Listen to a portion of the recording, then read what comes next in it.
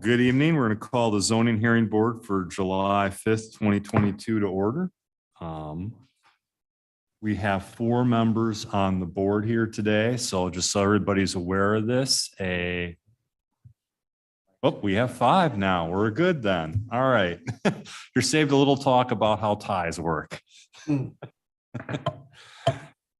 All right, first up is Appeal 22-1969. If you can come up and be sworn in and tell us what you're looking to do. That's for 1221. Okay. You can sit down or stand up, whatever you prefer. Raise your right hand, please. Do you swear or affirm the testimony you're about to In the microphone, both of you. nothing but the truth? I do. Thank you. Both of you need to make microphones on. Hmm? Make sure your microphones are on. Oh, Yeah. Yours is on. I can hear it drag. is it, no? You don't want- We submit an application for a pool and pool fence. The pool fence would have to cross a stormwater easement and a sewer easement at the back of the property. It's a newer development. There have been other houses that have already gone Oh, through. actually, yeah, okay. Yeah, go ahead. Oh, and there are other houses that have already gone through this. Mhm. And it has been permitted to allow the fence to go back to the fence at the back of the property. It's an open rail fence, so it doesn't affect surface water flow. Okay.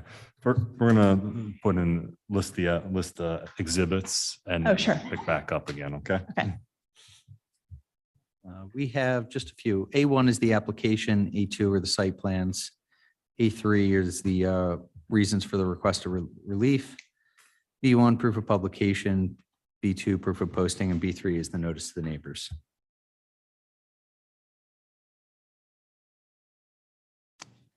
Okay, sorry about that. You can pick back up again and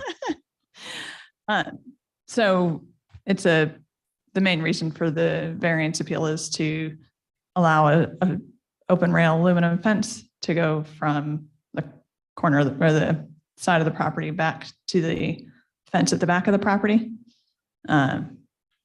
The 2 easements at the back of the property would cut the yard in half, basically.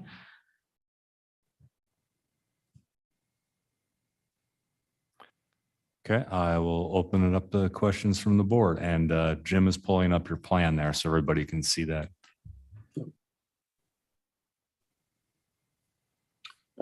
I noticed that the fence on the left side of your plan, you actually had inside the property line by a few feet. Was there a reason for that? It will, I believe the intent was for it to be about a foot in. There's a tree at the back that is on like 85% of it is on the other, Okay, the neighbor's property, and they don't want it down. okay, sounds good. I have no further question. If we approve this, are you aware that you'd have to be responsible for removal and replacement of the fence if the town needs to do any utility work? Yes, we are aware. Okay. And actually, the fence on the one side that you just referenced, we had actually asked the fence company if they could make a little around the tree and over to the property line. I don't know if that affects this. You're only here for the variance for Yeah. the being in the easement. Your fence permit will be just applied separately through Okay. the township office there. So, And if I just may add, the fence has to be on your property. It can't go onto the neighbor's property without their written permission. all right. So did you get so you understand, like I said, that Yes. you had to remove But it? if Okay. it has to come down for work, we would be responsible for putting it back up. And we would also need to make sure that you are allowed access. Okay.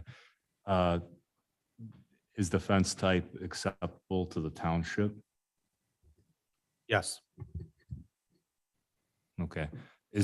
Do we know what the depth of the pipes are that are buried in the area there, or is that a coordination point when they put the fence in? That'll be coordination when they put the fence in.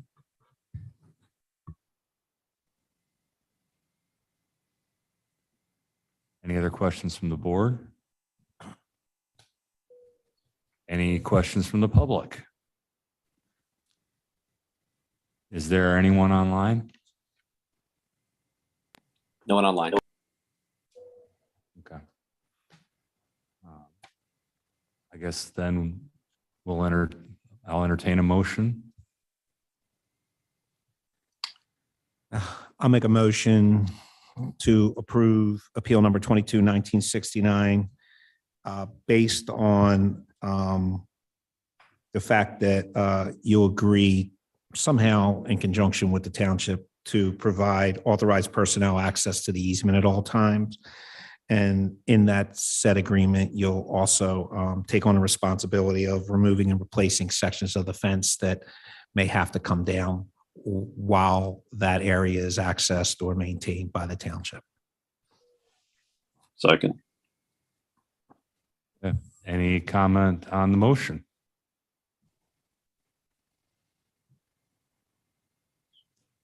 Okay, hearing none. All those in favor? Aye. Aye. And motion passes. There you go.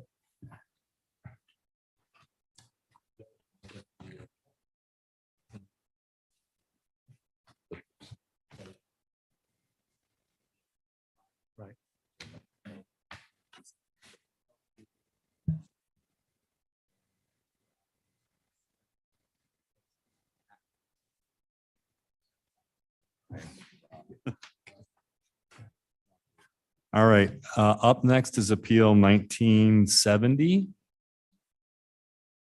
Can the appellants come forward?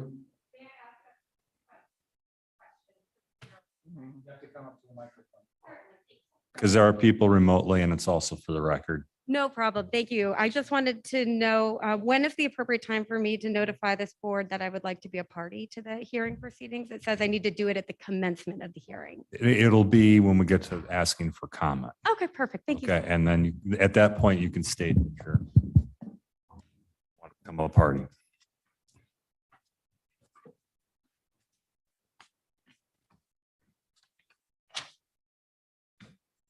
You can also grab the microphone that's up there on the stand if you want another one to pass around with each other down there. Okay, mark the exhibits. All right, we have the application as A1, site plans as A2. We have the reasons for request for relief authored by Mr. Murphy as A3, B1, proof of publication, B2, proof of posting, and B3, notice to the neighbors. I'll also note we did get, I guess they're mostly emails from neighbors. As a rule of thumb, we don't enter them into the record, but the board can take note of them. And also if any of those neighbors are here, they could ask for it to be entered, but without them here, we generally do not. Okay, you can be sworn in now. Good evening. I'm Ed Murphy, here tonight on behalf of the applicant. With me to my immediate left are Michael Bruner and his wife Katrina. They are the owners of Yardley Kids Academy, which is the applicant this evening. And yes, I'd like both of them to be sworn if we could. Use the microphone, please. No, needs the microphone, Ed. Okay, raise your right hand, please. Do you swear or affirm the testimony you're about to give is the truth, the whole truth, and nothing but the truth? We do. Thank you.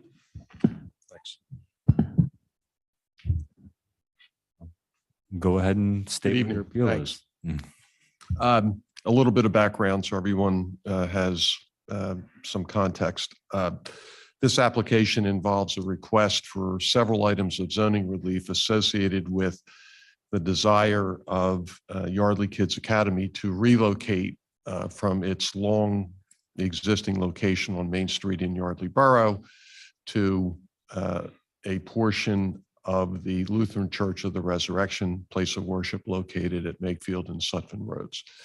The scope of relief involves, number one, the use, number two, the size of the outdoor play area that would be fenced, and three, the adequacy of that play area as described as it relates to a specific and somewhat contradictory zoning ordinance provision that requires more play area for children than the state regulations would otherwise require. So that's the nature of the application. I will have Mr. and Mrs. Bruner walk through the operation, what portion of the church would be occupied, when it would be occupied, the hours of operation, and how access would be made available to parents dropping off their children throughout the day. Mr. and Mrs. Bruner, you've both been sworn. And I will defer to you as to which one wants to walk everyone through what Yardley Kids Academy is, where it's been, and where it would like to go. Okay, well, we've been in operation now for 30 You years. got to do it a little bit formally for now. So let me sort of tee you up and then you can get started. All right. So you heard me indicate in my opening comment that the Yardley Kids Academy has for many years been located on South Main Street in Yardley. Could you advise the board and the audience where you have been and for how long you have been there and why remaining there is not an option? And speak into the microphone. Sure, we've been there for 215 South Main Street for 30 years. Okay. And financially, we were unable to continue. Okay. We lost the lease. Okay. And you've identified a alternate location now, as opposed to the American Legion location where you have been for all this time, right? Yes. Okay. And what about the Lutheran Church of the Resurrection property appealed to you as it relates to your operation? Very, very warm environment for the children. And that's first and foremost important to us. And for those that may be unfamiliar, and I suspect it's very few in the audience and on the board, explain to everyone what Yardley Kids Academy is and what segment of the population it serves.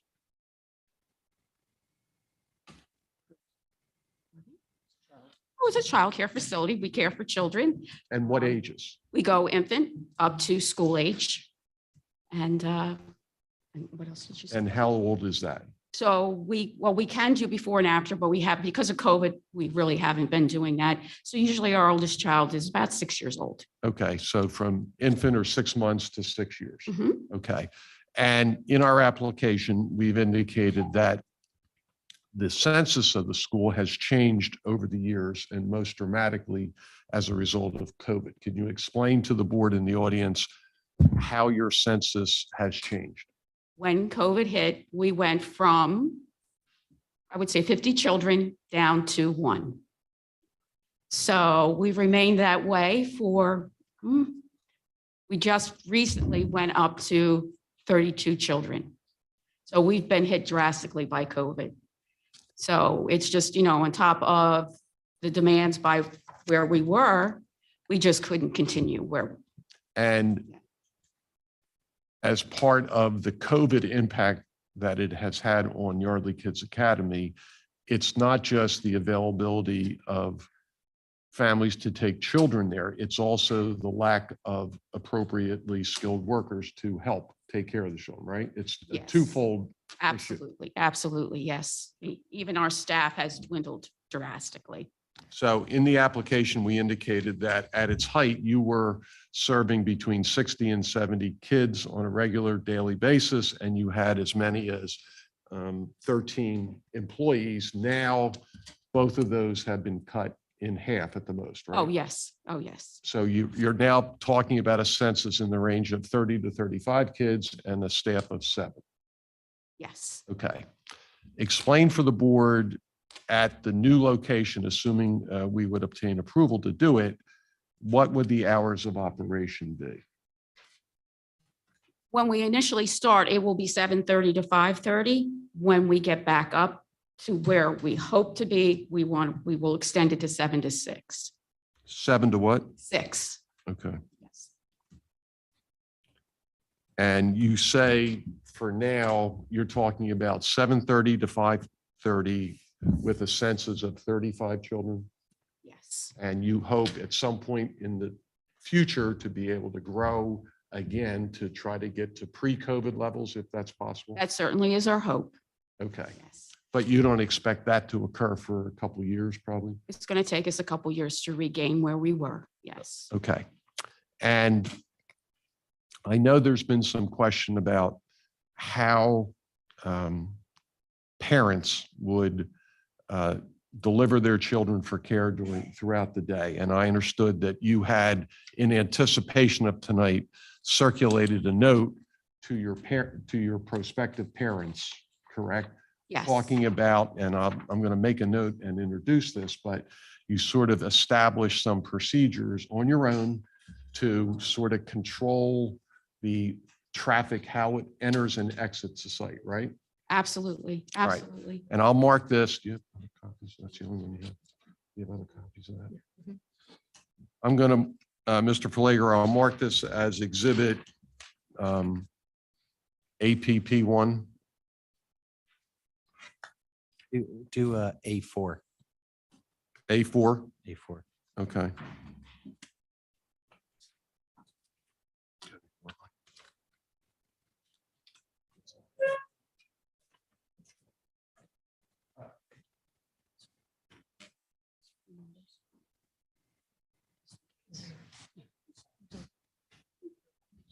You described the benefit of the board, what that outline of traffic flow is, or as you would propose it to be? So when a parent enters the program upon enrollment, they receive a letter, and basically what it is, it tells the parents how to enter and exit the building. It also says to be cautious, rate of speed, looking for safety, looking out for children in the parking lot, holding your child's hand, just overall cautiousness. And what route have you suggested the parents take in delivering and exiting? Entering on Supplin Road and exiting on Makefield. Okay. And have you or your husband identified what the level of traffic would be at any given 15 or 30-minute interval throughout the day, recognizing, as our application does, that with the impact of COVID on work schedules, the traditional rush to deliver, drop off children early in the morning and pick them up in the evening has somewhat been altered, if not a lot. Absolutely. So- Describe how it's changed before we talk about what the With traffic. COVID, you mean? Yeah, Yeah. before COVID and now since COVID, what is the traffic pattern? Before, Prior to COVID, obviously, we had more parents, but always what we always looked to do was minimize the amount of time that any parent spent in the building. So every day, what we do is we pack the child's bag up, have the coat ready to go, so that when the parent enters the building, they have everything all ready to go. but what time would that be? How long? Your parents. Now, in the morning, when would the traffic start? Oh, so the traffic would start at 7:30 right now. And it ends right around 9:30. The latest any child is dropped off is 10. The maximum amount of traffic you're going to see is between 7 and 8:30. And is that still true today, post-COVID with Yes, changing work? that's our main drop-off time. Okay. Yep. And I know your husband may have sort of projected out based on actual experience what the typical flow of traffic would be, right? Yes. And Mike, if you could, you've prepared a document that I'm going to mark as Exhibit A5 and just ask you to sort of walk everybody through it as to what this represents and why you prepared it.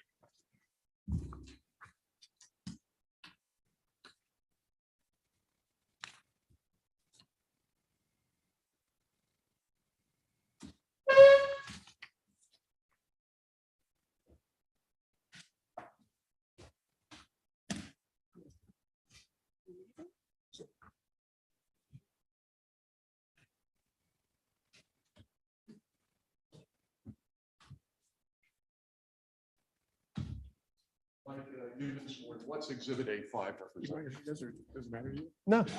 Sure. Okay, so Okay, Katrina, if you want to do it, that's fine. I've been elected to do it.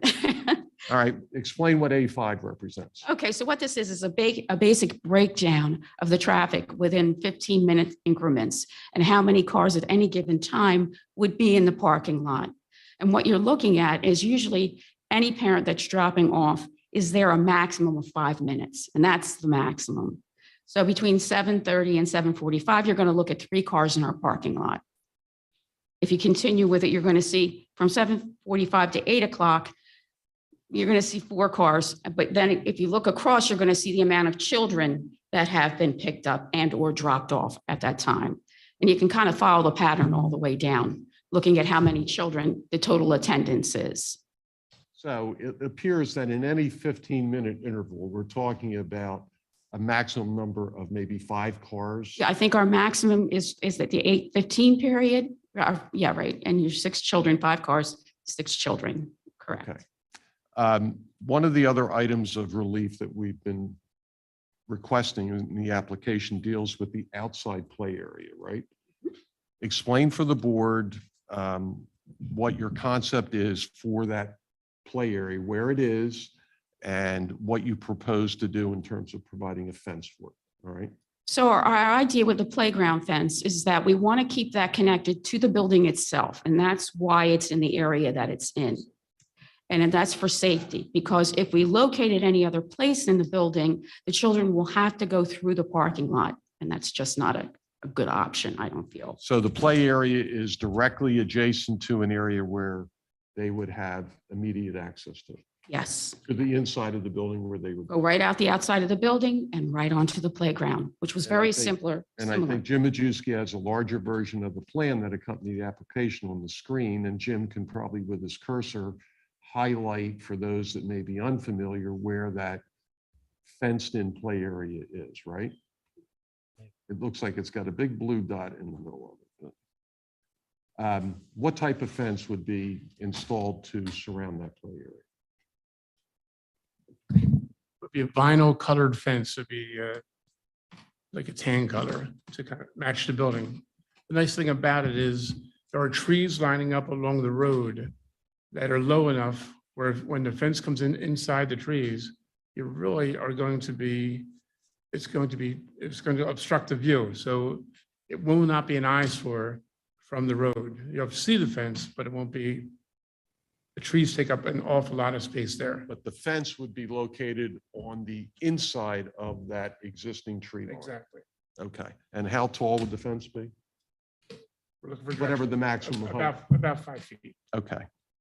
And the area in question that is designated on the plan in our application for the play area is 4,500 square feet, right? Correct. Okay, how did you determine that 4,500 square feet? It just fit well with the building and with the layout of the property.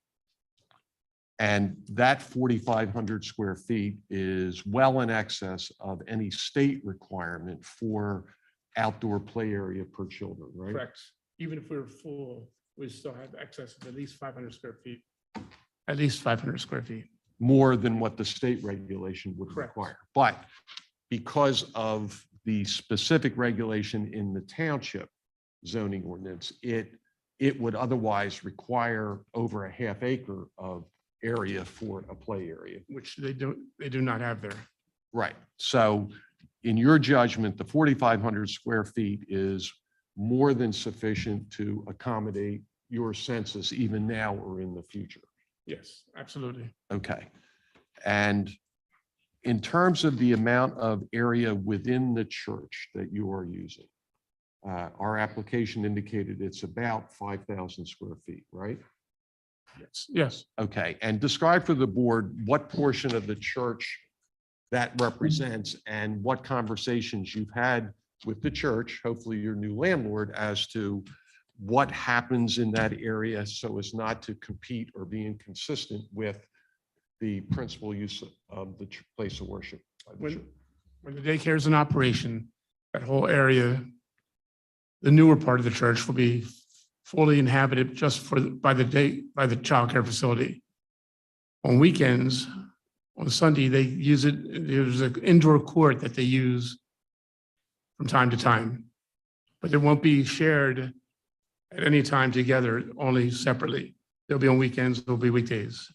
So there, at no point during your weekly schedule, Monday to Friday, from 7 to 6 or 7:30 to 5:30, would there be any conflict or competition between what Yardley Kids Academy would be doing or the church would be doing. That's correct. Okay.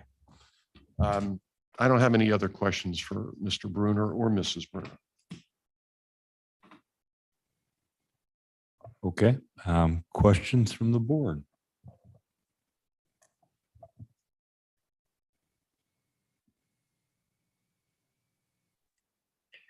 Okay. Can you, I'll- can you clarify the square footage per student based on the state standard?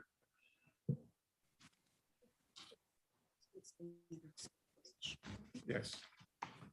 The state standards is 65 square foot for 3-year-old and over, and 50 square foot for toddlers. Okay.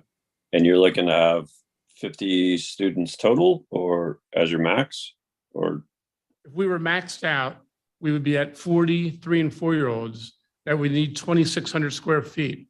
And we'd be at 30 1 and 2-year-olds, we need 1,500 square feet. okay. So that's be 4,100 square feet on a 4,500 square foot lot. All right. And is this just an open area? Is there any type of play equipment required, or is it just Open an area. area for them to go out and play it? Yes. There will be, yes, there will be play equipment too. Okay. It's And open today. It wouldn't require any installation of any additional impervious, but it's open today and there would be some amount of play equipment installed within that fenced area. Yes. okay.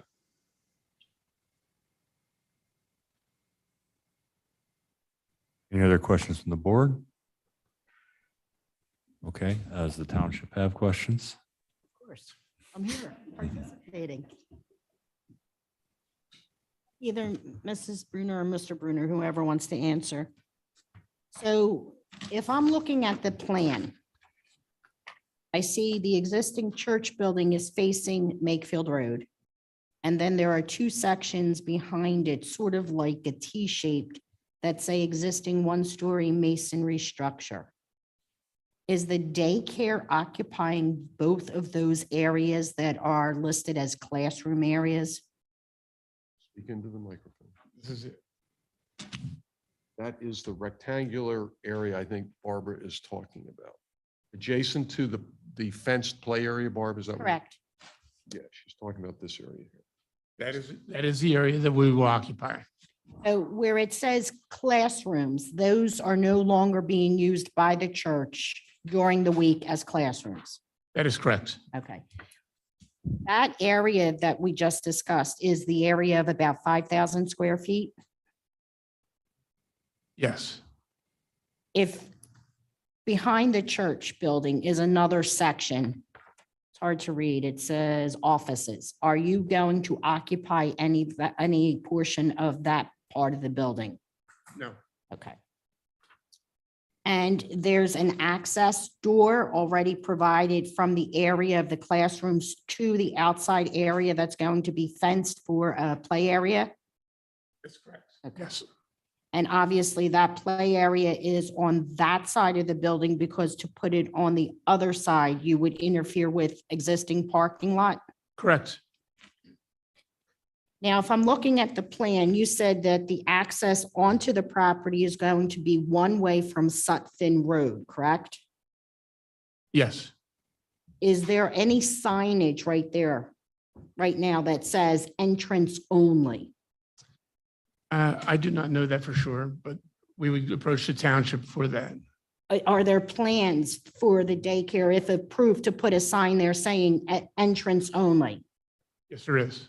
Is there going to be any sort of restriction as to whether the turn from Sutphin can be left only or right only, or is there no restriction? No, No restriction? Okay. And the rear part of the building shows a series of marked spaces that is the parking lot for the church, correct? correct. Is that where the parents are going to be directed to park? Yes, in some of those spaces, correct. Okay, so there's not going to be any aisle along the building where parents can pull their car up and like leave it idling and then run in with the child. No, They'll be required to park, physically get out of their car with the child and walk him or her into the building. Absolutely. Okay. And I don't have a copy. Is that part of your letter protocol that you drafted up for your flow of traffic? Let me see.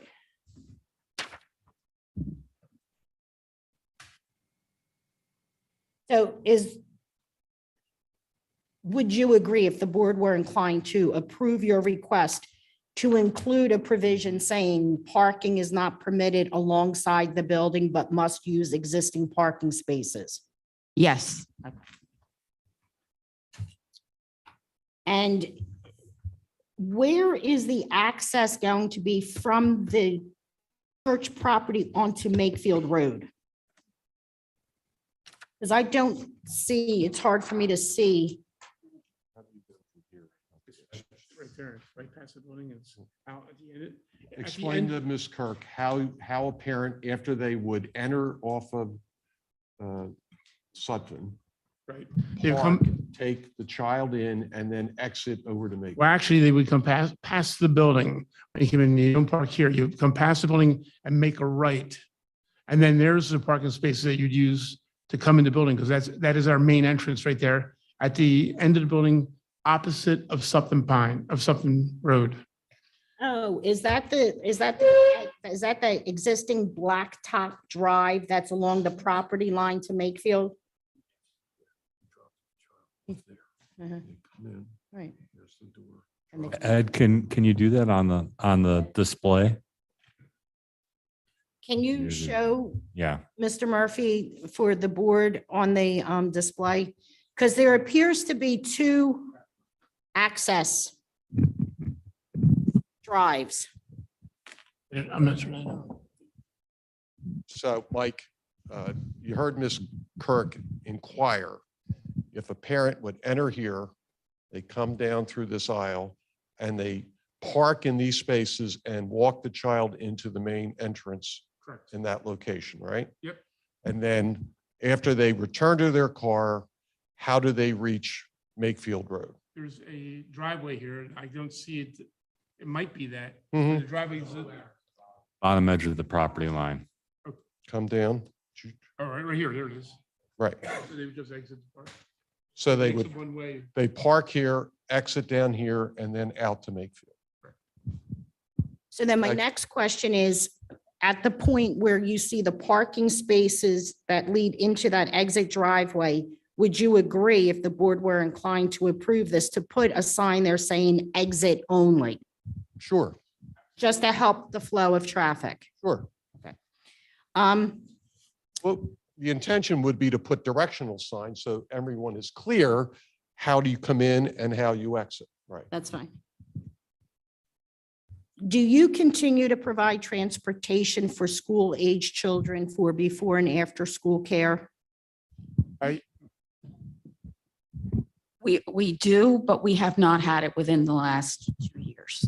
Is that a process that you hope to be able to resume in a couple of years? I would hope so. Yes. So are you going to have your own vehicle to use to provide the transportation for those children if your before and after school program starts up? We currently do have one. Yes.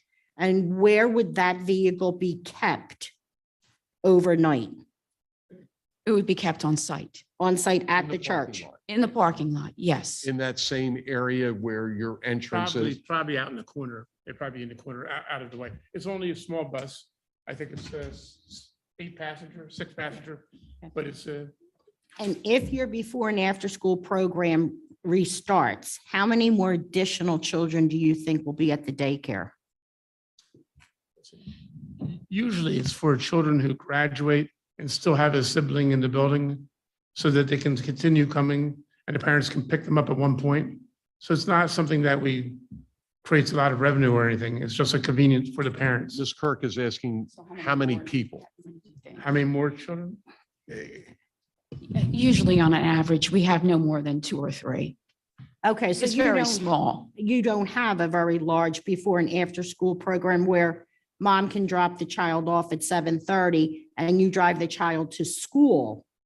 Right. No, we don't have a large before and after program. Okay. Okay.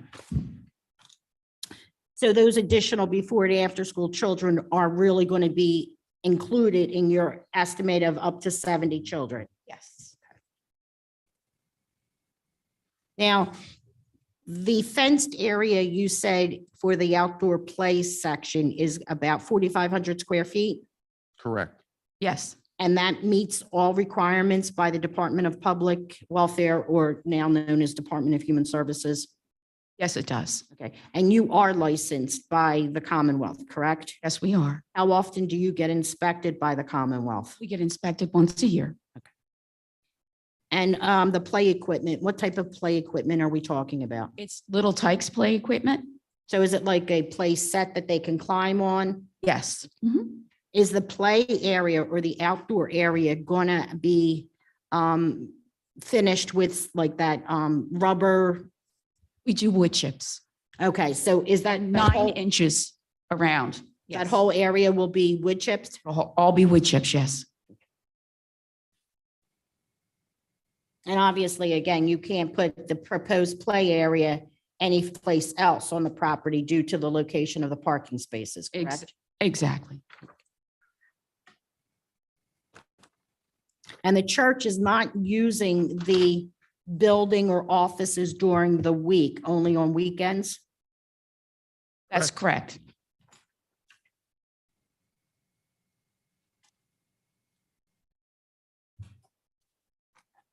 How soon do you anticipate that you would go to an extended hours of 7 AM to 6 PM?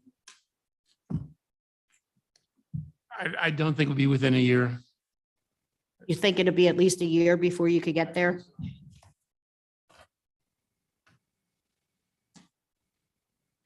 Is there a possibility that you would just keep 7:30 to 5:30? With COVID restrictions and people not going into the office now, there is a possibility that that could happen. And right now you have 7 staff members? We have 7 staff members, yes. Are they all full-time? No, one is part-time. So are they going to have designated parking located at the property? Yes, they will, but they are usually in the rear. Okay. And do all 7 of those staff members drive their own vehicles, or do they share transportation? They drive their own, with the exception of myself. You have transportation. I do. Very reliable transportation. I guess so.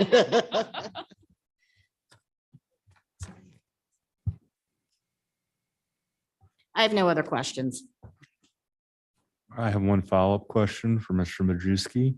Is there a requirement for a variance for the installation of the fence? No, there's not. So it's set back enough from the street at that height? Correct. Okay. All right, we're opening it up to public comment. So step up and to the microphone, state your name, your address, get sworn in. Good evening. My name is Miranda Fraklos, and I own the property 1660 Makefield Road, which adjoins 1700 Makefield. Miranda Fraklos. Would you spell it, please? Sure. Last name first. Begins with an F as in Frank, R-A, C as in Charlie, L-O, S as in Sam, E as in Edward.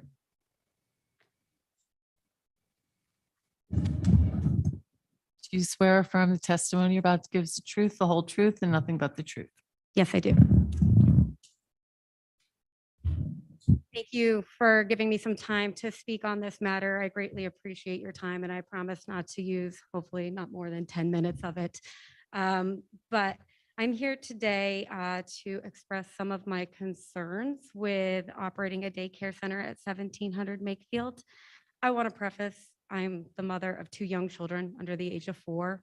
And so I fully appreciate, as does any other parent who has children of this age, how challenging it is to find quality childcare in Lower Makefield Township post-pandemic, and with the teacher shortages that all of our daycare facilities are currently facing. Both my children are currently in childcare, so I'm very familiar with the operational components and the traffic that comes through and the amount of time it takes to get through a daycare center for sure. And I certainly do not want to deprive this community of access to this daycare facility, which is a family-owned business that's operated here for like 30 years. I also want to clarify that I'm not here because of any concern about operating a commercial business out of 1700 would depreciate my property value. Absolutely not. I know that that will be the case, but that would be a sacrifice me and my family would be willing to make in order for there to be access to more childcare. I was born and raised in a small town. My father was the deputy chief of police of that town. I have witnessed my fair share of small town meetings where individuals were not willing to make any sacrifices for the betterment of the community. So I just wanted to level set. I'm not here today because of that. I am just here because of, I'm here because I'm concerned that a variance permitting a daycare center that will have a 75 child capacity at 1700 Makefield will present a real and foreseeable risk to my family. My property is the one that, if you go back to that survey plan, is the one that runs alongside that Makefield access road. I have some pictures that I can share that will help me visually depict what I'm going to speak to, but I do know that you're also operating off of this formal plan as well. But if you'd like me to enter those as an exhibit for your reference, I'd be happy to do so. Would anybody like to see those photos at this time? What are the photographs? Of the two driveways and the proximity of my driveway to that of the Makefield access road to 1700. Up to you. Okay, well, I will hold on to them unless you guys feel that my description isn't adequate. So as you know, we talked about, there's two access roads to 1700 Makefield, one off Sutton Road, one off of Makefield Road. My driveway is literally 14 feet from the Makefield access road entry point, and it runs along the entire length of our property. And if a child care center were to operate there, especially one of the size that they're seeking an ordinance, a permission for today, 75, we would expect the traffic, well, not traffic, I guess it's more just the amount of cars on that access road to increase exponentially. You're going to have cars of 75 people, 75 families, plus the faculty and staff of the daycare center going down that access road. And as proposed today, it's actually being proposed that that be the one and only exit point from 1700 Makefield, which means every car will be coming down that access road. So I'm here today, just out of the concern for safety for my family. The peak hours in which we would see that traffic is at the time where my children are actually getting in and out, going to be in our driveway, which, like I said, is only feet away from that access road, trying to get in and out of vehicles, trying to get to and from school. So I'm here, and if I seem passionate tonight, it's because I'm really grounded in the concerns for the safety for my family. One of the things I kind of want to highlight is that, in accordance with the code, variance approvals should really be granted when the ordinance would inflict unnecessary hardship that was not created by the appellant. I don't know anymore about what the claim of unnecessary hardship is from the academy beyond what they've articulated today. But what I've been hearing today is it really sounds like the hardship that they're experiencing isn't the result of the ordinance. It's the result of the actions of their prior landlord and essentially pricing them out of being able to be part of the same, community area that they were at before, combined with the fact that they opted to lease a property that isn't zoned for their business. So I'm not certain if there is actually a unnecessary hardship here, but I do respect that this board will probably see that that is the case. And so I'm really not trying to be unreasonable. I'm really trying to just say that if you were to approve the variances without some conditions and safeguards in place, I do see that there would be a substantial impairment to the use of our property. And that is one of the conditions of the variance ordinance, is that a variance approval should not be provided if it would substantially impair the appropriate use of an adjacent property or be detrimental to the public welfare. Given the circumstances, it's reasonable to anticipate that operating a 75-child daycare facility would substantially impact use of our property. As it is, we already observe we already observe people coming down, mistaking our driveway for that of 1700 Makefield. We expect that that will increase exponentially with the childcare center operating there. And also, it would be expected that our access to our property, ingress and egress to that property, would be impeded substantially because of the traffic coming out and into that Makefield access road, because it's going to block our driveway, especially now that I'm hearing that the actual proposal is that for all traffic to exit that way, it's going to block our ability to get into our driveway. It's 14 feet from the entryway of that access road. In regards to public welfare, I mean, I spoke to this a little bit, but 3 things I just want to kind of reiterate is that there will be substantial traffic on that access road. 75 families plus staff up and down that access road, which is feet away from my driveway. The access road is extremely close proximity to our driveway, and there's no barrier whatsoever between our property and that access road. None. So, and the anticipated peak hours of the traffic of that use of that road will coincide when children will undoubtedly be in our driveway. So finally, also, per the code, a variance approval should be limited to the minimum variance, which would afford relief to the appellant. My understanding, and what's been confirmed here today, is that the current enrolled student is 35. Yet the variance they're seeking is for 75. That's substantially greater than what is needed to address the hardship the academy is experiencing at this time. So I'm asking this board to determine that these variances not be granted without specific conditions and safeguards. I'm not saying don't do it. There's a greater good here. There's a greater good for the daycare center that needs a home. There's a greater good for the church who probably needs additional revenue. So I'm not saying let's not do this. I'm just saying I'm asking for a couple of safeguards to be considered if the variances are granted. One being, I'm just asking this board to recognize that if you approve the variance in effect, it creates a non-residential property, which abuts up against a residential property.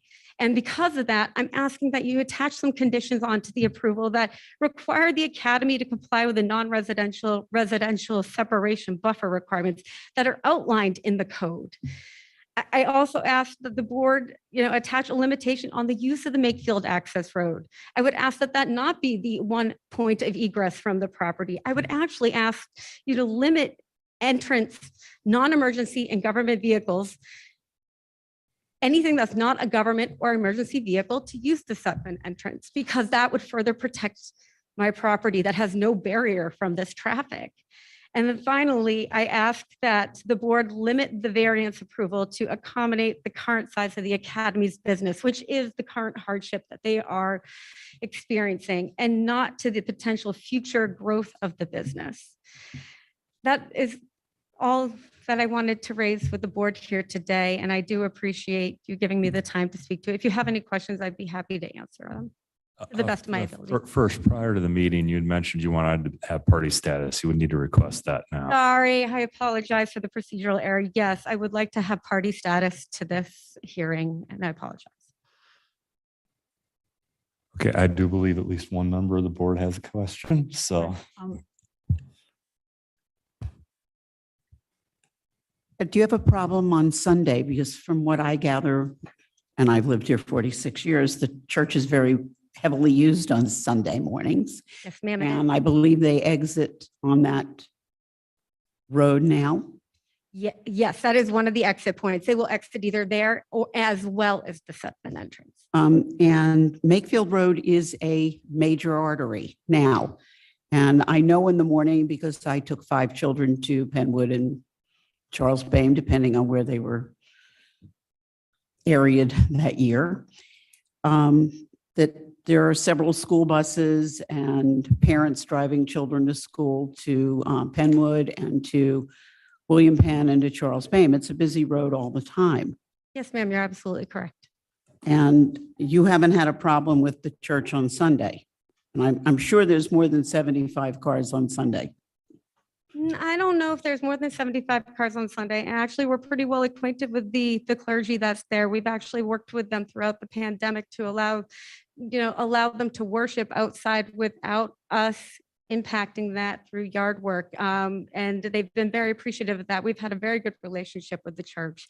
But no, I don't see the quantity of 75 cars leaving the church on Sunday. But even if that were the case, that's one time a day, one time. a But year, we're not one time talking a about week. 75 cars. If I added up, at any given time, the most they have is at pickup 6 cars, maybe 5 cars in the morning at the same time that kids are going to school anyway, at bus stops, parents driving them to school as well. So that was just, I didn't know where you got to 75 cars. 75 families come in 75 vehicles, Well, actually up to 75. I don't vehicles. think they're talking 75 family. They're talking about 70 children. And if I remember my math, I had 2 and 3 going at the same time. As do I. I get And it. we It may not be carpooled. that high, but I think it would be fair to say that 75 children plus the faculty and staff that would be required to attend to them would equate to almost about 75 cars. And I would also like to just say for the record, as a parent of 2 children under 4, both in full-time childcare, their estimate on the 6 cars is based upon there being 5 minutes to drop off and pick up your children from the facility, which in practicality is not reasonable. It doesn't take into account the time it takes to get debriefed from a teacher on the child's day, while in COVID, very limited right now. Fully agree. But also doesn't factor in the time it takes to get your kids in and out of the car, buckled up in those car seats. So while their time in the building may be 5 minutes, time at the property is not 5 minutes. So I would say that the traffic is going to be higher than what has been projected here this evening. Any other questions? That's right. Any other questions from the board? Okay. Thank you, and we'll Thank you. ask for the next person that wants to come up and present.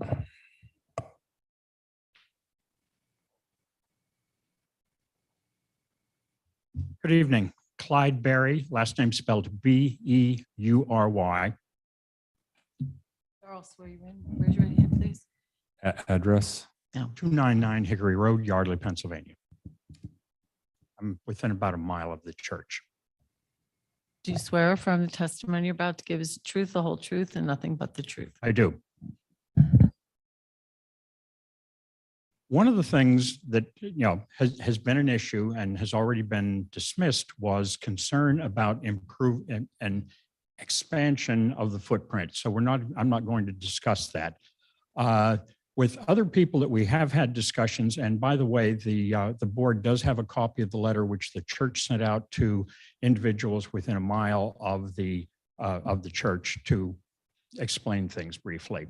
One of the things that we discovered was that there are a number of people who currently have children enrolled at Yardley Kids Academy who were thrilled that they were going to be able to walk their children to school from the neighborhood. So they're not going to be driving. They will not be running in and out. It will not present a problem there. There is a wooden fence separating the property that the lady just spoke about. It does not run all the way out to Makefield Road, but there is a fence that does separate the property.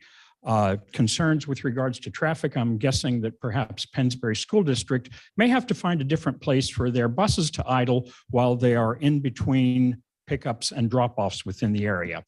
The only other commercial traffic really that would have any reason to transit the area would be the US Mail Service, which makes delivery and exits via that particular spot. So I don't think that those are salient issues to address at this particular time. We've talked about COVID. One of the realities, and it's referenced in the newspaper article that was carried in the Courier Times, it was a cover story from I believe the Friday issue, pointed out that COVID has also impacted houses of worship across denominations virtually, with about a 40% decline in those people who are participating in worship. And sad to say, it also has a negative effect on income. Full disclosure, I am a member of the congregation there. I also happen to be a congregational deacon. That means I fill in the absence of the pastor with providing worship on Sunday mornings and taking care of things along those lines. There have been a number of other entities which have used the property up until such point as COVID. There was the chess club that was being used there. AHTN, Advocates for the Homeless and Those in Need, once a month would use the facilities on a Sunday, and they would drive their buses to pick up people who are food distressed, to bring them in to provide meals once a month. That no longer happens. Unfortunately, what we do though is that we do provide bagged meals that are delivered to the various homeless locations throughout. This is part of our understanding of what it means to be a church.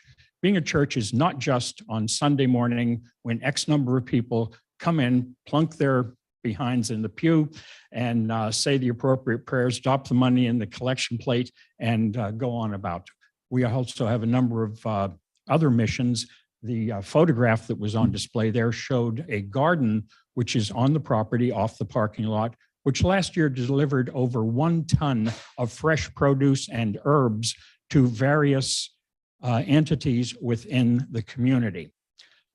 Also, for the benefit of seniors within the Lower Makefield community, there was a free Tai Chi class to focus on balance, flexibility, and range of motion for people who want to maintain as much independence as they can. I was approached about this. I happen to be the certified instructor who also teaches that class. Anybody who's interested, we'll be taking a break over the summer, but the first Saturday afterwards will be the first Saturday after Labor Day will be starting up again. And the classes are free, but if that's too expensive, I can work out a scholarship program for anyone interested. Needless to say, the point I'm trying to make is that the church is more than just this building in which people come to worship on a Sunday. For all of the neighbors who are concerned about, gee, there's going to be car traffic here. The reality is, if the church is unable to sustain itself, we'll be obliged to close. For those people who have gone down to the other end of Sutphen Road to see what happened when, thank you, Marazzo's moved out. The polity of the Evangelical Lutheran Church of America is we do not technically own the building. It is owned by the Synod, which is the equivalent of the Diocese of Southeast Penn.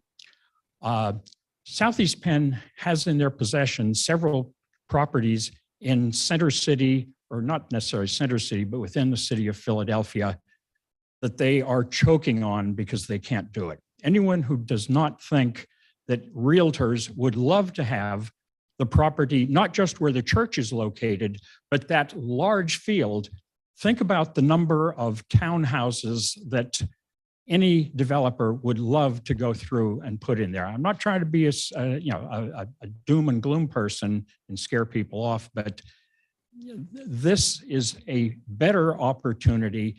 Yes, it may not be perfect. This is not the best of all possible worlds, Dr. Pangloss. And with regards to neighbors who do have concerns, the English writer Oscar Wilde said, the 2 greatest tragedies in life are not getting what you want and getting it. Thank you. Any questions? Are there questions from anybody else on the board? If not, I do have one. And it's for both Kids Academy and for you here. Would you be willing to consider an extension of that fence that divides the property to extend closer to Makefield Road? Okay, well, thank you very much for allowing me to speak, and I appreciate your time. Okay. The question's being directed to you. Yes, Kids yeah. answer, certainly, yes. Okay. All right. Next person would like to speak. State your name and address. Get sworn in. Yes, hi, Andrea Scherer. It's SCHERER. And the address is 1631 Makefield Road. Do you swear or affirm the testimony you're about to give is the truth, the whole truth, and nothing but the truth? So Miranda, I think, is kind of a tough act to follow. She's my neighbor. But I share her concerns as well for the exit onto Makefield Road. Makefield Road has got a 35-mile-an-hour speed limit, which rarely anybody ever does. And anybody coming out of that one exit, I think, is going to have a problem turning left or right, particularly during the morning hours, say 7:30 to 8:30 or 4:30 to 5:30. So, and if the numbers are correct here, I think we were told that there would be anywhere between maybe 4 to 5 cars every 15 minutes, something like that. If that were doubled, so the objective is to get from, say, 35 students up to maybe 50, or at the high end, 75. If you were to double that, that's like 10 hours, 10 vehicles every 15 minutes coming down that long driveway. I just want to kind of try to create a visual on that for people exiting left or right onto Makefield Road. So, my only feelings are that if the property wasn't zoned for this, there must have been a reason for it. And I would just try to bring that to your attention, that there's going to be a lot of traffic going in and coming out of there. We also have we have a lot of students on that street, and we've never really put in any traffic calming measures, speed humps or anything like that, to kind of get people to slow down. So my concern is that we may have so many people coming in and out of there that we're going to see more accidents. I think that is pretty much, oh, I'm sorry, I should request that I would like to have party status to this as well. Sorry, forgot about that. So granted. Do you have any questions? Are there questions from anybody on the board? No questions, but thank you for being concise. Okay, anybody else in the audience here would like to come up? Come up, sir.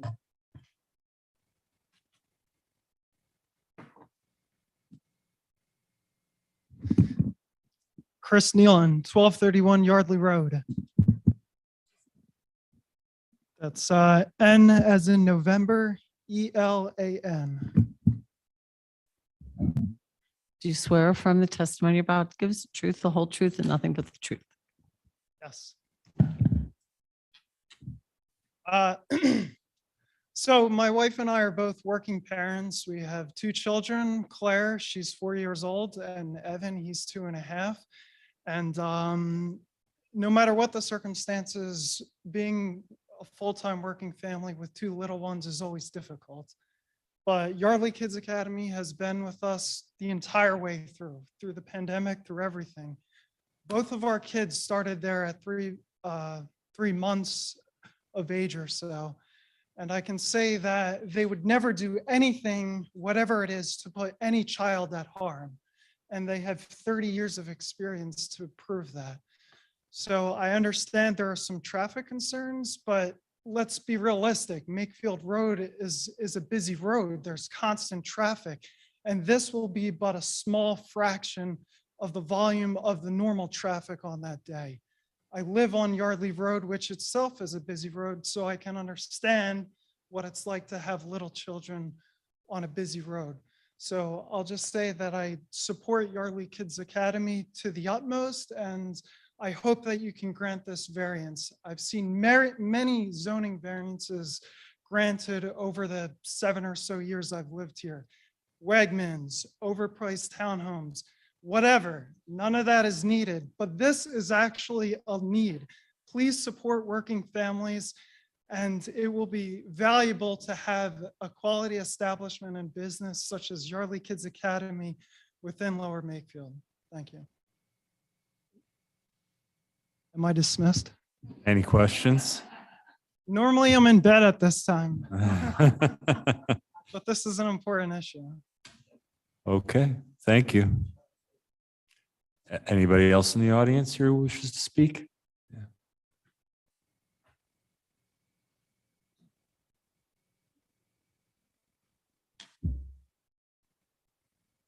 name is Joanne Walkley, W-A-L. Can you please speak into the microphone? W-A-L-C-H-L-I.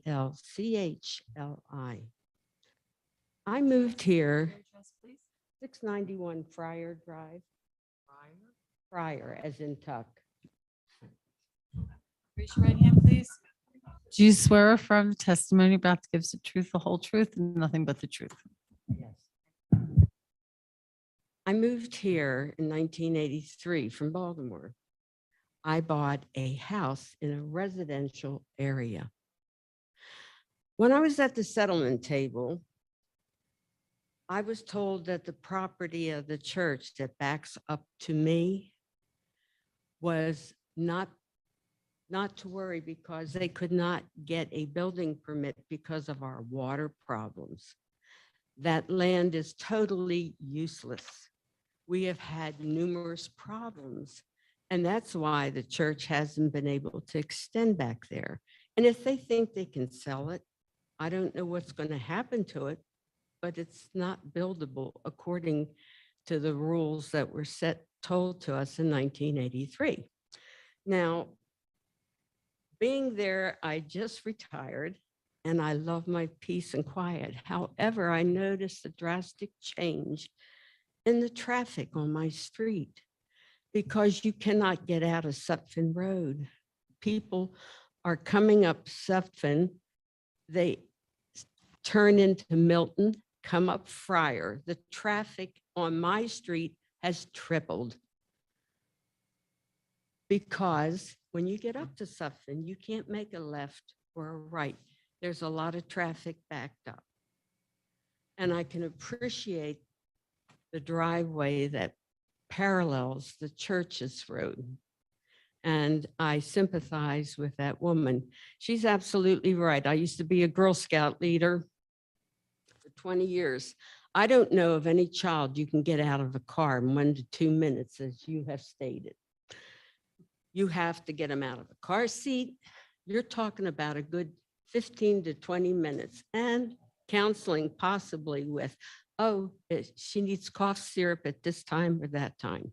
So I have increased traffic on my street right now. It's noisier. It is a residential area. And if you give them the permission to have this, we're changing a portion of this property to commercial. Now, the church I sympathize with 100%. All churches are suffering. However, we're suffering also. I have worked long and hard for the last 33 years. I retired from my personal business in Newtown. All that work I put into it, somebody said, well, who's going to buy your house when you're ready to go to Florida or retire with a child care center behind you? It would depreciate my value. I talked with a realtor about it, and I would like to stay there. I have no intentions on moving, but I would like to be able to relax and enjoy peace and quiet in my own yard. And as for the attendance of church, it's nice to embellish how many members you have. But every Sunday I go to the burn and I count the cars in the parking lot. Anywhere from 13 to about 32, not 75. Thank you.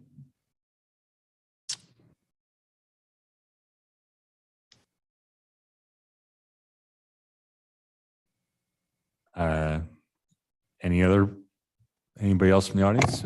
Feel free to come up.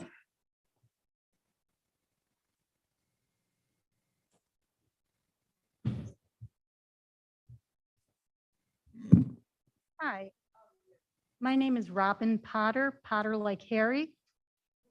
Robin, R-O-B-I-N. And I, Your address? 415 South Milton Drive. Do you swear or affirm the testimony you're about to give is the truth, the whole truth, and nothing but the truth? Yes. And before you, I'm sorry, I didn't hear your last name. Potter like Harry. I think Is that great line? You didn't hear it? Come on. She's been practicing that one. Come on. I guess I'd like to register as a party or whatever that. I just had several years ago, the church was going to expand in better times. And I definitely understand that all, churches are suffering right now. It really is a bad time, and it's even worse, I'm sure, for daycare centers. My concern is that when it was maybe about 15 years ago, they needed to put in a pervious pavement if they wanted to extend the parking lot or anything. And I'm wondering, does this change? If you make it, commercial, does all that go away? Could somebody else come in and change? No. They're not changing the zoning. But what if They're changing the everything goes, use. what if they sell the property or, now it's zoned commercial? It's not zoned commercial. They would Okay, need to go through a formal process to Okay, request a zoning change. okay. and that So would- the previous, The need. the for variance impervious- though would run with the property, but they're not rezoning it commercial. So they would still have all the same restrictions that they have now. But they're getting a use variance. So you're allowed certain uses in residential zones, certain uses in commercial, industrial. This is changing. This is a variance from those requirements, which would normally not allow the daycare center in this Okay. zoning district. Okay, so there's the impervious area cannot increase, and even if it was sold, it would not be increased. They would need to come here for a variance if they were increasing impervious. Correct. And, okay, thank you. Okay, anybody else in the audience here? Okay. We also do have online requesters too, so. Hi, I am not part of Lower Makefield Township, so am I allowed to speak? Yeah, you could speak, Yes. name and address, yeah. My name is Kathleen Cook-Lyle. COOK-LYLE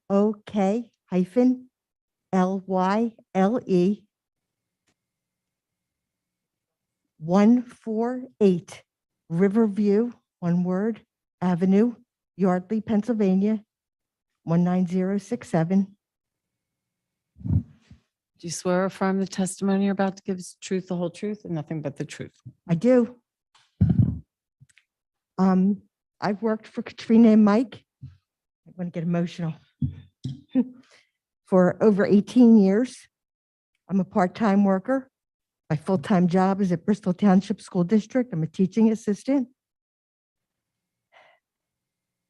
I stayed there because I've seen a family environment, people who love children, and the families that come to our center, they become our family as well.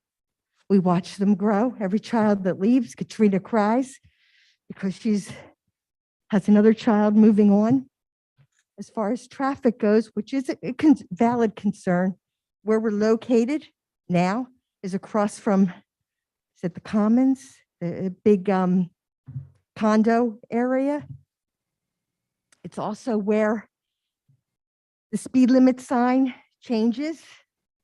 So people fly through there because they don't realize that they have to drop the speed to 25. The police try to be vigilant and stop the people. So be careful if you're driving there. It's a concern there, but we've made it work. There are never 75 cars in the parking lot at one time. It's always varied. You'd be surprised how quick parents want to drop their kids off so they can get to their day or to work or whatever. And then the kids have to get picked up. It's quick. It is quick.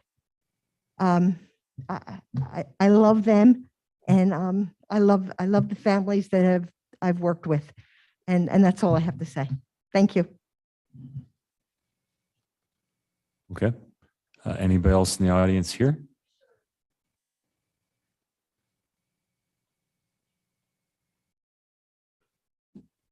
My name is Cheryl Varga. Varga, V as in Victor, ARGA. 1703 Makefield Road, Yardley. Do you swear or affirm the testimony you're about to give is the truth, the whole truth, and nothing but the truth? I do. Well, I live across the street from the church. I also am an active member of the church, and I walk to church.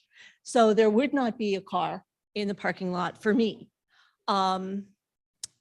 It is I'll say a loving place, and it is a location where the back is not being used, and it would be put to such wonderful use to help children. I am a mom of 2 grown children, but they were in childcare the whole time I was working.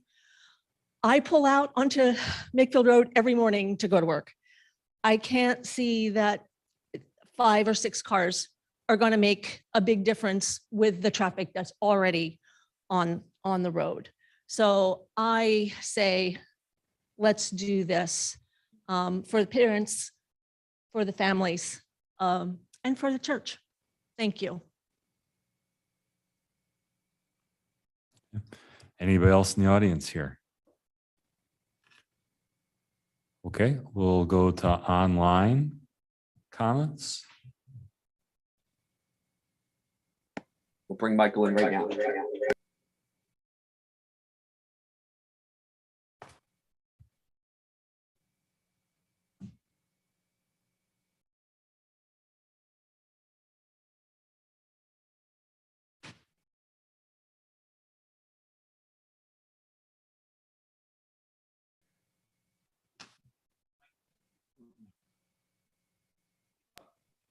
Yeah, Michael. Okay, you're on, Michael? I don't hear you. Michael, *6 to unmute. Can you hear me now? Hello? Yes, we can. Yes, we can. All right, thank you very much. Can you provide your name and address, please, and be sworn in? Certainly. My name is Michael Tedesco, Tedesco. Address is 5 East School Lane. Okay, do you swear or affirm the testimony you're about to give is the truth, the whole truth, and nothing but the truth? Yes, I do.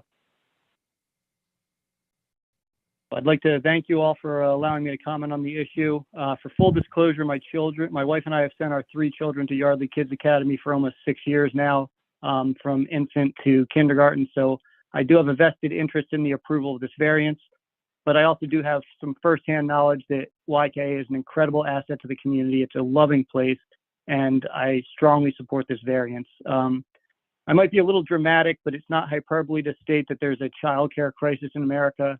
A quick Google search, you'll find countless articles on the issue. And our family has experienced this firsthand.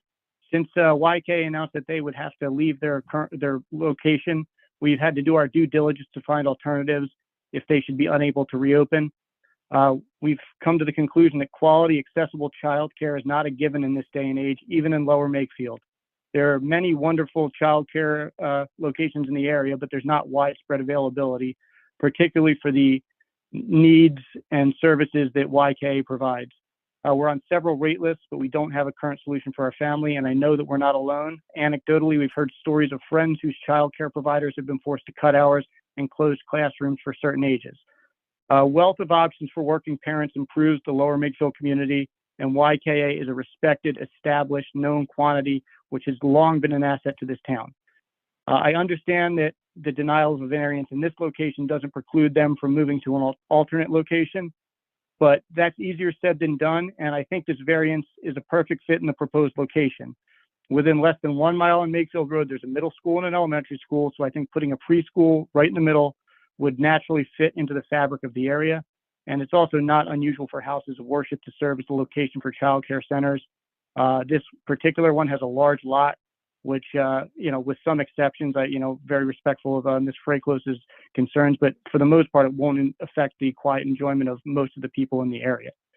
The main objection I'm hearing, it has to do with the increased traffic in the area. As someone that lives on a street that has no sidewalks and is a narrow, unlined cut through between 2 bigger roads, I am certainly sympathetic to those concerns. However, this location is already on the corner of 2 feeder roads in Makefield and Sutphin. pedestrians and children in that area are probably already aware to use caution in that area. There's sidewalks for use there. I think any increase in traffic would be relatively minimal in comparison to the volume that's already on the road.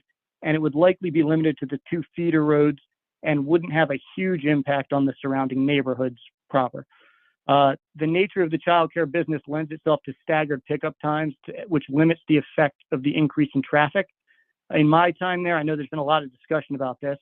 Outside of special events, and I've been there pre-COVID, during COVID, post-COVID, I've rarely seen more than 4 to 5 cars picking up at one time. And I can finally make the generalization that parents dropping off and picking up their young children are not generally the most aggressive drivers in the world to begin with. So I think that there is some, comfort that people are generally going to be exercising concern, these types of drivers. From my layperson view, it seems as though big money developers in this township usually get variances granted very regularly. A prime example is the new development on the other side of Sutphin. Now, I know that the zoning hearing board puts a great deal of time and effort into those variances, so I'm not trying to say anything negative about the granting of those variances, but I would just like to make the point that it would send a terrible message to the community if big money developers can build wherever and whenever, but a local respected small business, which has been providing the community with needed service for 30 years, cannot get a seemingly fairly innocuous variance. So that's really all I have to say. I strongly support the variance. I hope you guys will approve it, and thank you very much for your time.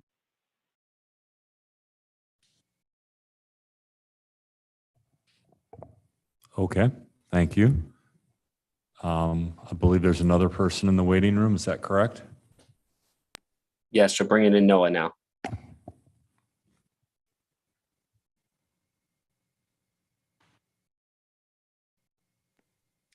Noah, please hit *6 to unmute.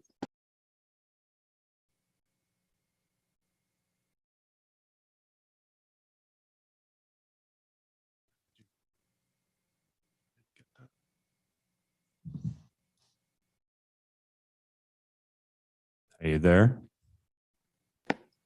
No, please hit *6 to unmute. Hello, can you hear me? Yes, we can. Can you state Hello, your can you name and hear me? address and be sworn in? Yes, Dr. Noah Kubissa, Kubissa.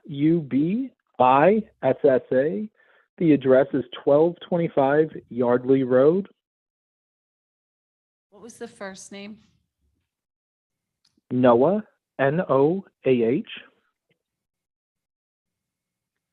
Do you swear or affirm the testimony you're about to give is the truth, the whole truth, and nothing but the truth? Yes.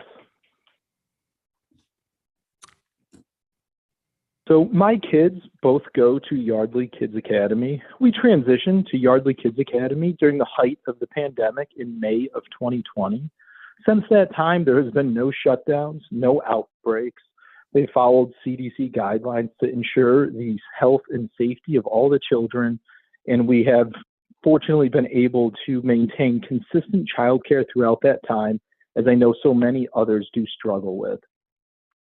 At Yardley Kids Academy, they focus not just on the children, but their education that they give them is unparalleled when you compare the costs of their tuition.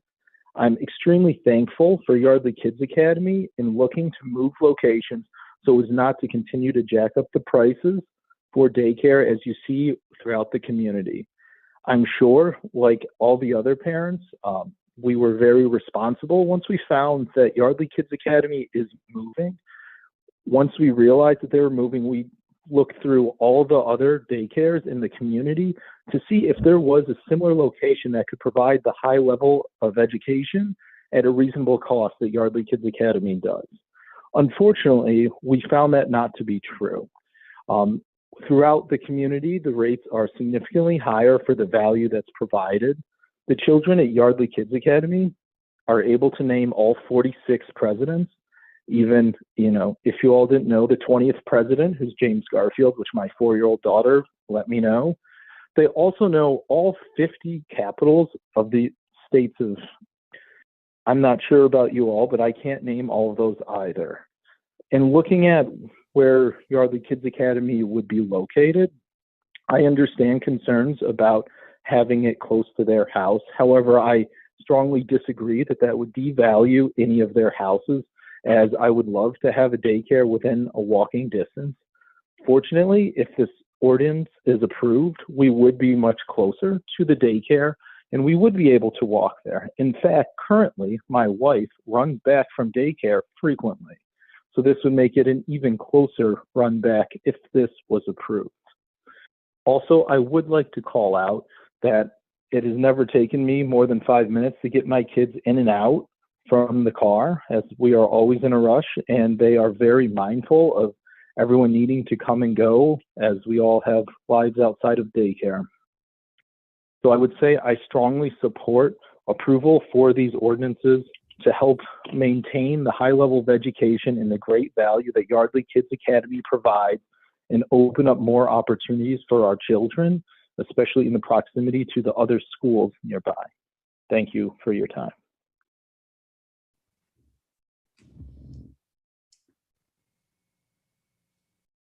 Thank you. Okay. I believe there's one more in the waiting room. Is that correct? Yes, we're bringing in Stephen Sherman right now.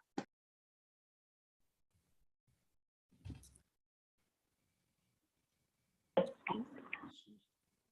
thought he said Stephen. Hi, Stephen. Please press *6 to unmute. Yes, this is Stephen Sherman. I live at 32 Penn Valley Drive in Yardley, PA. Was that Sherman? Yes, SHERMAN. Do you swear or affirm the testimony you're about to give is the truth, the whole truth, and nothing but the truth? Yes. Go ahead.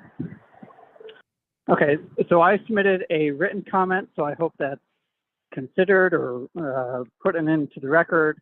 So I'm not going to read off that, but I did want to speak to some things that I can speak to as a parent of two kids that go to Yardley Kids Academy, and they've been going for about a year. First off, the perceived traffic or number of cars in the parking lot at any time. I too have only seen about 3 or 4 cars in the parking lot at any time, and I do drop off every morning. My wife does pick up every afternoon, and I usually see the same 2 to 4 people during drop off, and we're all very quick. As anyone who has kids know, it's dropping off kids at daycare. It doesn't take very long. 2 kids, I could drop them off in about 2 minutes. So, and then pickups the same way. Katrina is super efficient, handing the kids to the parents and the guardians. Has all the bags ready. There's notes in the bags about their days, what my son ate, when he napped, and all that useful information. And that's all just handed in the paper, so there's no need to sit and talk or stand and talk. And we haven't been going into the daycare, so it's just a handoff from the door, and then we pick up the kids and we go back into the cars. Very quick, and at no time are there a line of cars waiting to get their kids dropped off or picked up. I also just want to speak to this. We're all parents in need in the community. This is not a Walmart going in. This is not like a coal plant going in causing pollution. This is a place of childcare for the community, which there was one, and if it's not approved, there won't be one. So it will be a net loss, and it's a lot of the parents, such as my wife and I, we have no other option because the child of daycare is fantastic. We don't want to look for other options because we don't want to take them out of that that the environment that they're in now, because they're learning so much and the kids love it. And I don't want to move my kids to a new daycare for a fourth time in a row in 4 years. So I just ask, please consider approving this appeal. It's for the community, the best of the community. Thank you.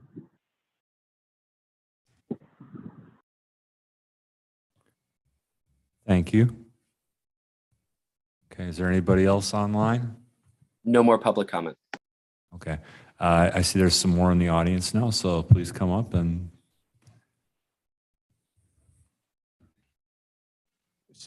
Steve Correll, 683 Friar Drive, Could you spell your last name? Correll. Do you swear or affirm the testimony you're about to give is the truth, the whole truth, and nothing but the truth? Yes.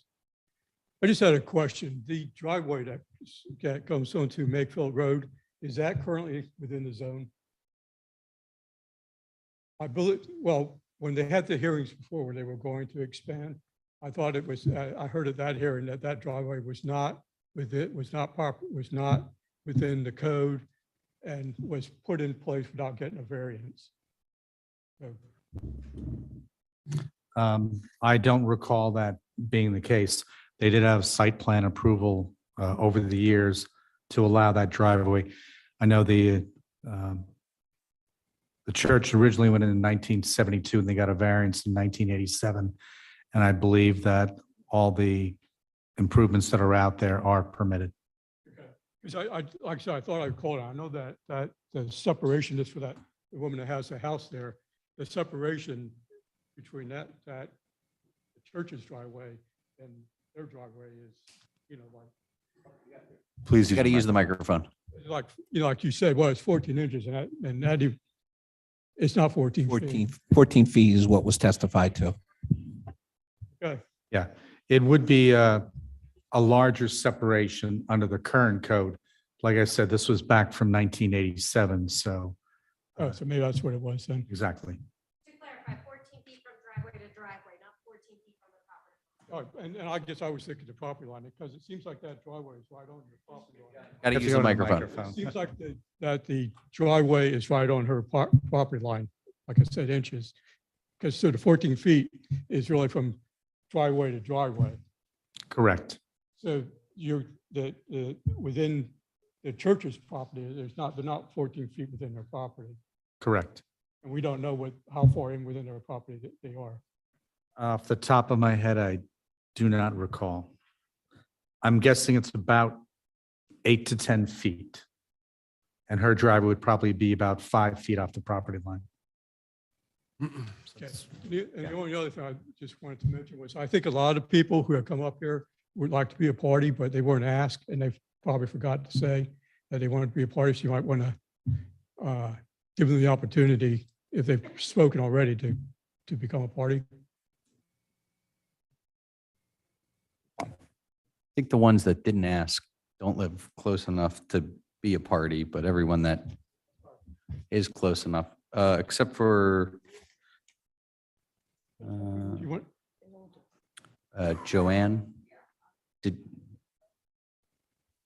Yeah, okay, that's fine. Then I think everyone who's on And the I haven't bothered to inquire, but are all those ones who've requested are all had received notice? correct.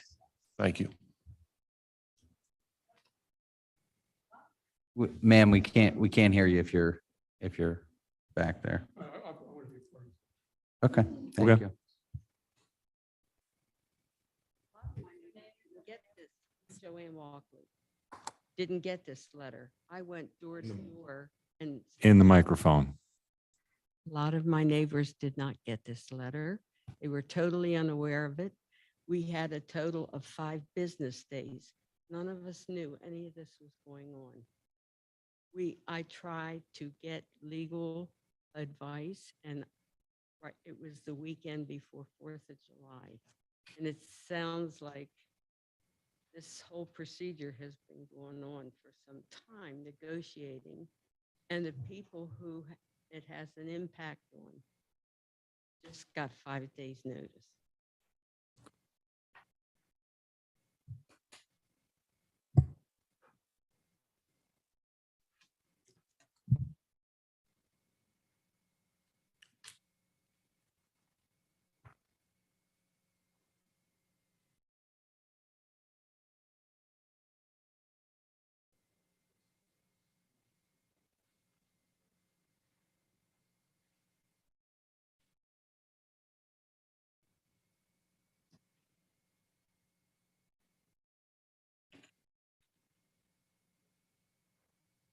The public notice process was followed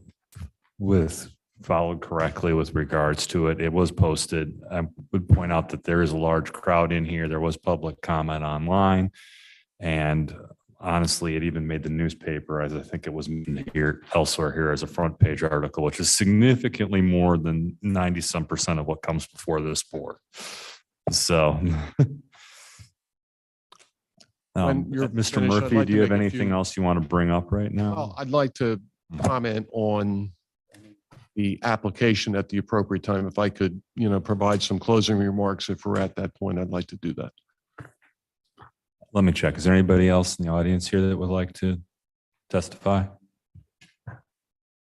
Okay, you're up, Mr. Murphy. Yeah, and I would move my exhibits, and I understand that public comments now closed, but I'd like to offer some perspective, if I could, about everything that I've heard this night, including those thoughtful comments from those that have not necessarily supportive of the location of this use at this location. But I think if you go back and you look at historically from a zoning perspective, typically places of worship were always located, for better or for worse, in residential areas.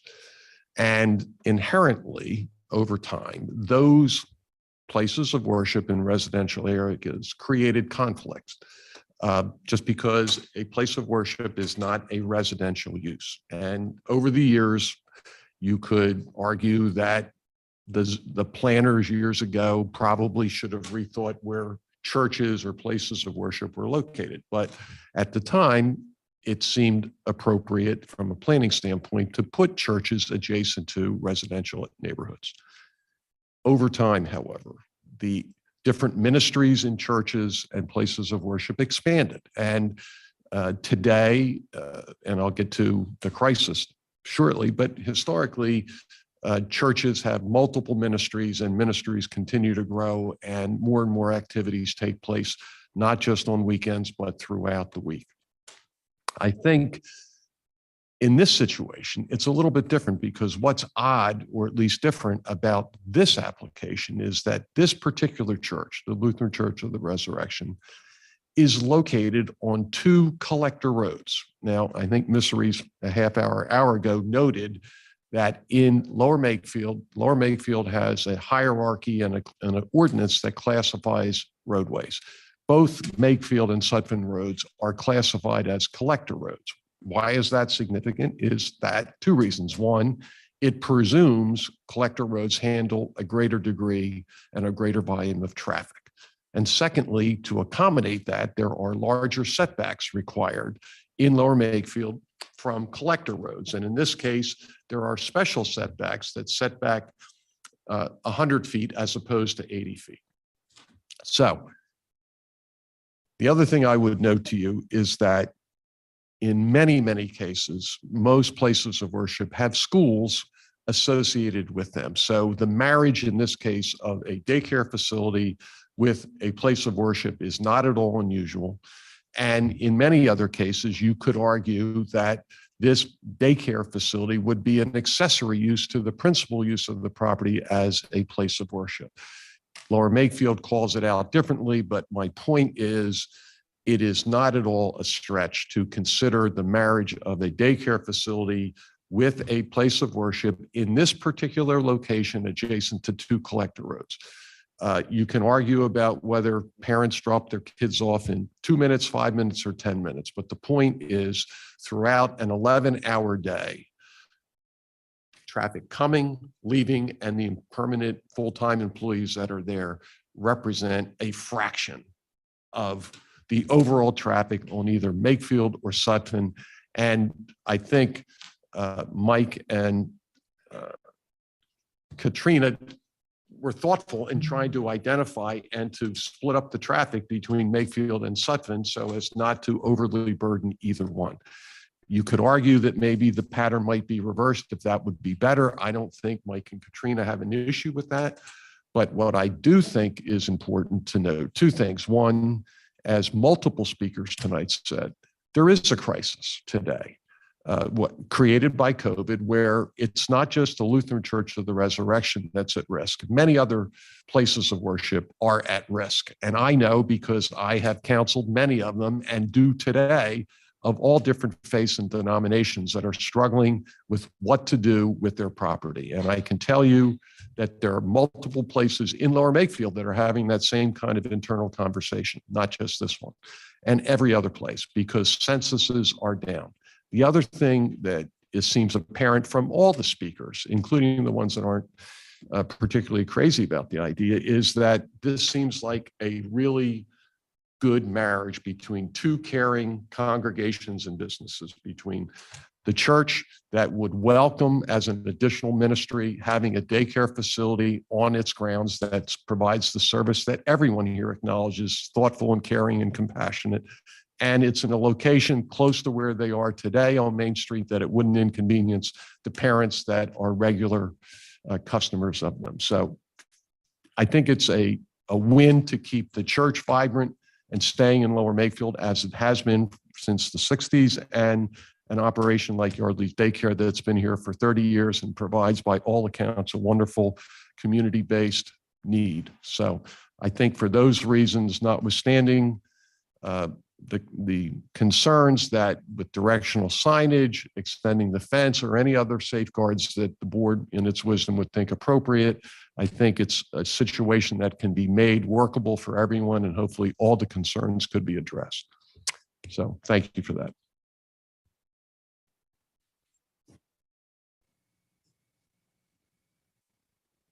Okay, I will entertain a motion.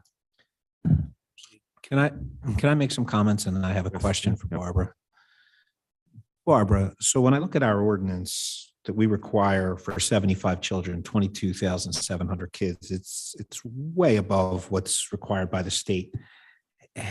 What's the procedure for having that ordinance rewritten as something more reasonable?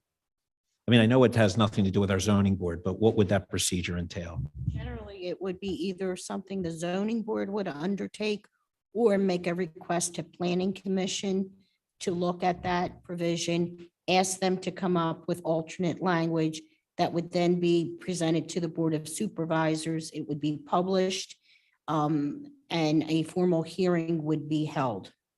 Okay, thank you. I mean, because when I look at this, I'm not just one, I don't want to pat Mr. Murphy on the back, but he basically echoed everything I had written down. It's just a natural fit to me, and it serves a need.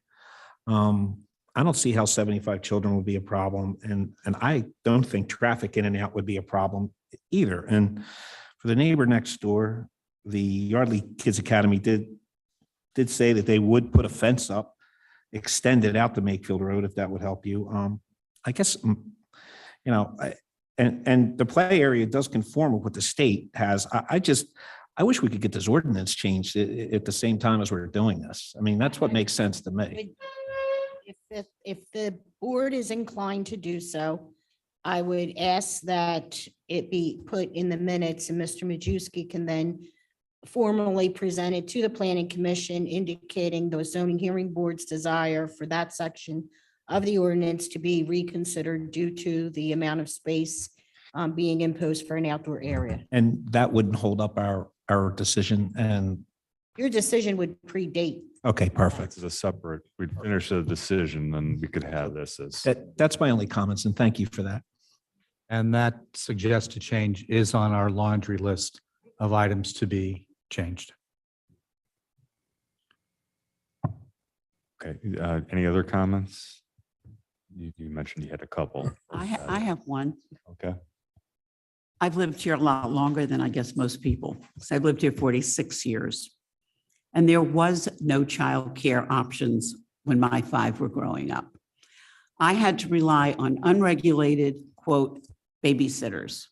In other words, I had to investigate myself, ask friends, and there were about 2 women that we knew, one in Yardley Borough, one in Lower Makefield, who would take kids for several hours. Forget if you had to work. This was drop on, drop pull out. When I decided to go back to work, childcare was an absolute nightmare for me. I had 5 children. At one time, I had high school, middle school, elementary school, and preschool. So they were pretty spread out. And they all had different calendars and different times. I now look at my children who are raising my grandchildren, and I know what my daughter goes through, getting adequate childcare and what she has to pay for it. I also know that how fast she can get in and out with her 2-year-old, not quite 2-year-old, in and out of daycare. It amazes me. But then again, I can get them in and out of a car seat in under 2 minutes at this point, probably less if I had to. I think this is a welcome issue. I think this is something that I have to admit, I agree with Mr. Murphy, and that's often rare, as we all know. But I had always assumed that there had been childcare because most churches, synagogues, and mosques do have childcare, nursery schools, after-school programs, after-school religious lessons. So I'm inclined to look at this. Again, I would also request that the fence just continue it up to Makefield Road. But as I said, Makefield Road and Supton are extremely busy normally. I know I'm on them at least 3 or 4 times a week, sometimes 3 or 4 times a day. So I really don't have any opposition at all. And look at this. Any other board comment before we do request a motion? Okay, we will entertain a motion now. You want me to do it? Might as well do it. Might as well. I would like to put a motion to approve appeal number 22-1970 with the provision of the fence being extended to Makefield Road. Pardon me, did I? And I'd like to add. Excuse me, and directional, and have improvements with directional signage. Thank you. I'll second that. Thank you. Okay, discussion. Part of that signage should probably be a do not enter sign for people so they don't go out Sutphin Road.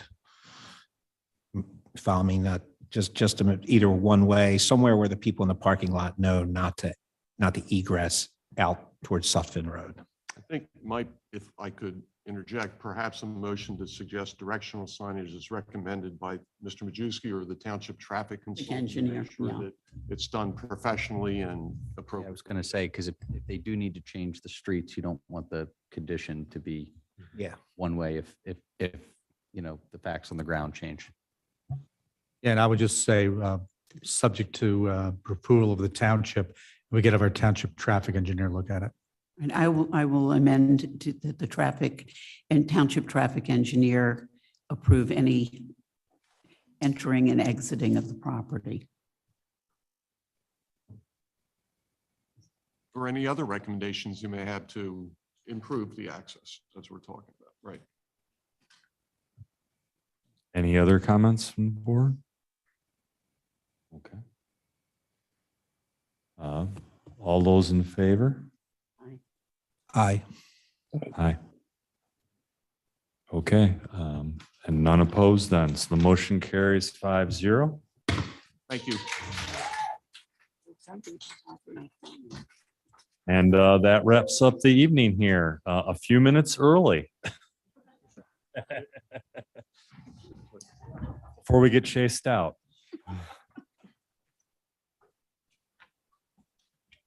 Okay, I will entertain a motion to adjourn. Look, they're so out of it there, they're not even participating anymore. Good. You look well.